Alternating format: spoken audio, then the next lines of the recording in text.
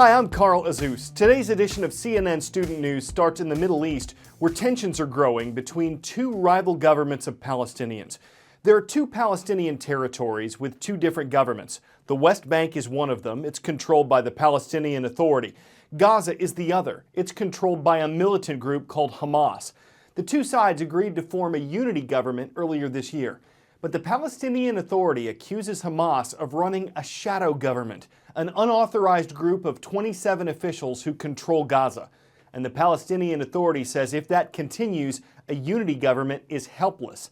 Hamas says the accusation is unjustified and untrue, and that it will keep working with the rival group on a unity government. If that falls through, it's another complication in a restless region of the world. Hamas is the current ruling party in Gaza and has been since 2006, when it won a landslide in democratic elections. In fact, at the time, it became one of the first Islamist parties around the world to win political office. But much of the West considers Hamas to be a terrorist organization. The group was born in 1987, just at the start of the First Intifada, or Palestinian uprising. Now, the group's founders wanted it to be able to deliver social welfare programs to the residents of Gaza, which at this particular point number about 1.8 million people. But then a year in, it published its charter, and within that charter, Hamas was calling for the destruction of Israel. Hamas started a suicide bombing campaign against Israel in the 1990s. So what does Hamas want? It does not recognize Israel's right to exist, calling not only for an end to the Israeli occupation of Palestinian lands, but for an end to the Israeli state itself, as well as the right of return for Palestinians who were forced to leave their homes and became refugees when the State of Israel was created back in 1948. Hamas wants a lifting of the Israeli blockade on Gaza. Israel at this point controls the airspace and the waters of Gaza. Along with Egypt, it controls the borders. Israel says that is necessary to try and cope with a more militarized Hamas. And thirdly, Hamas wants the release of around 6,500 Palestinian prisoners currently in Israeli detention. They believe that they're being held illegally. And then there's the question as to whether Hamas is simply in this fight because it has nothing to lose. Living conditions for almost 2 million people in one of the most densely populated territories on earth are very tough, and they are not improving. Unemployment hovers around the 50% level, and that's before this latest round of fighting. Hamas has also lost one of its major allies, the Muslim Brotherhood in Egypt. The new Egyptian regime considers Hamas to be an enemy. Nevertheless, some experts say that simply by fighting against Israel, Hamas appears to be standing up for the rights of the Palestinian people.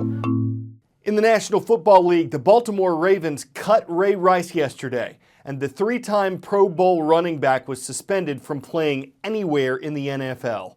Earlier this year, Rice was charged with assault for allegedly hitting his fiancée at a hotel. The charge was set to be dropped after Rice started an intervention program. The couple did get married, and Rice did apologize. What happened that night was something that should have never happened. And, like I said, I have to pay for that for the rest of my life, because my daughter is very intelligent, and she's gonna want to know what happened, because she's gonna press Google one day, and just how fast this message is gonna go worldwide. That's how fast my daughter's going to be able to pick up the phone and Google her father's name, and the first thing that's going to come up is not how many touchdowns I scored. It's going to come up about what happened. The Baltimore Ravens originally stuck by Rice, and the NFL originally gave Rice a 2-game suspension, which critics called weak. The league later revised its domestic violence policy to 6 games without pay, though that wouldn't apply to Rice. But yesterday, new video surfaced that showed Rice punching his then-fiancée. The Ravens terminated his contract, the NFL saying it was the first time they'd seen the video, then suspended Rice indefinitely. Today's roll call schools were picked from requests at yesterday's transcript page at cnnstudentnews.com. All things new today. For instance, in New York, we're calling out the Braves at Canandaigua Middle School in Canandaigua. In New Jersey, the Terriers are watching at Delaware Valley Regional High School in Frenchtown. And in New Mexico, the Dene Warriors are on the roll at Tsaige High School in Pueblo Pintado. If you were watching last school year, one unforgettable story involved the mysterious disappearance of Malaysian Airlines Flight 370. On its way from Malaysia to China, the plane turned way off course, and officials think it flew until it ran out of fuel somewhere over the Indian Ocean. But no wreckage, no debris, nothing from the flight has been found. The search for missing Flight 370 is arguably the most puzzling in history, but each new piece of the puzzle gives authorities and family members of victims a glimmer of hope. The search for MH370 is set to resume. Australia hired Dutch engineering firm Fugro for the task. I remain cautiously optimistic that we will locate the missing aircraft within the priority search area. This search will obviously be a challenging one. Fugro has already begun underwater mapping. The new search is expected to cover 60,000 square kilometers and take up to a year to complete. Using 2 vessels equipped with side-scan sonar, multi-beam echo sounders, and video cameras, investigators will scour the seafloor in a new search area, which is about 7,000 meters deep in some places. Flight MH370 vanished on March 8th with 239 people aboard on its way from Kuala Lumpur to Beijing. If the plane is located, Fugro's goal is to positively identify and map the wreckage. The estimated cost of this new operation, up to $48 million. But the closure that finding the ill-fated plane would bring to victims' families is priceless. Brianna Keeler, CNN, Washington. Time for a shout-out. Who famously said, "Mr. Watson, come here. I want to see you." If you think you know it, shout it out. Was it Sherlock Holmes, Alexander Graham Bell, Steve Jobs, or Rory McIlroy? You've got 3 seconds. Go.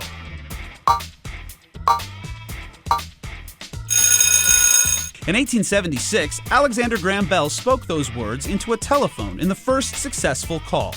That's your answer, and that's your shout-out.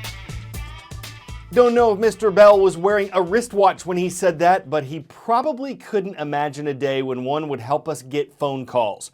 Computer giant Apple is set for a big announcement today. A new iPhone is expected, an iWatch maybe, if Apple wants to compete with other smartwatch makers like Sony, Samsung, and LG. CNN's Dr. Sanjay Gupta, who's working on a series about living to 100, investigates whether cell phone technology is healthy. I think it's probably a little bit of a disservice to tell people that cell phones are without a doubt 100% safe. There's still a lot that we simply don't know about cell phones, and keep in mind, cell phones really haven't been around that long in the scheme of things. So we're still waiting to see exactly what cell phones might do to the body and the brain. If you read the materials that come with your phone, and I know nobody does this, you would find it actually says to not hold the phone directly against your ear like this, but rather to hold it an inch or even an inch and a half away. And part of the reason they say that is because there's a concern about this non-ionizing radiation leaving your phone and going into your body. What harm does it cause? We don't know for sure yet. I think we worry a little bit more about children who may be having a cell phone close to their brains for long periods of time for the simple fact that their skulls are thinner. So could you absorb more of this non-ionizing radiation across a thinner skull?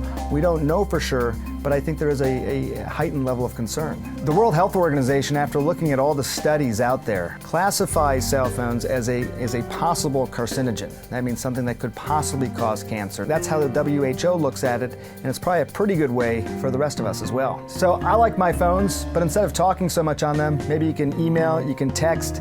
That could possibly help you live to 100.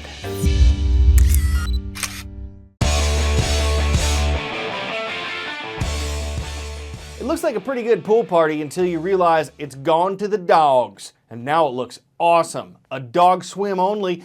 This is a fundraiser for a canine unit in Wisconsin. Police officers there have their salaries covered by the city, but not the dogs. Their training, their food, their vet care is funded entirely by donations. So events like this one, the annual dog paddle, bring in money that keeps the police dogs in the swim, or on the case, or there when you need bark up, or when you have probable cause. They're keeping their noses to the ground, hounding out crime, keeping suspects in the doghouse, completing civil obedience training. I'm Carl Azus. This is CNN Student News. Over and snout.